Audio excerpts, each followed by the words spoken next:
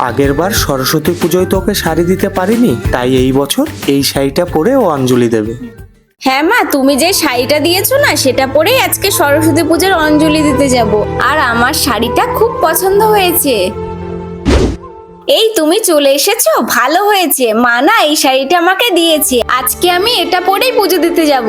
হ্যাঁ, শাড়িটা তো খুব সুন্দর হয়েছে, এই শাড়িটা পরেই পুজো দিতে যাও।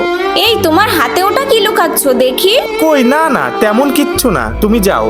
না কই দেখি, দাও আমাকে। এই তুমি আমার জন্য শাড়ি এনেছো, এটা তো খুব সুন্দর গো। আজকে আমি এটা পরেই পুজো দিতে যাব। তুমি দাঁড়াও, আমি এক্ষুনি পরে আসছি। আরে শুনবে তো, কি যে করে না মেয়েটা।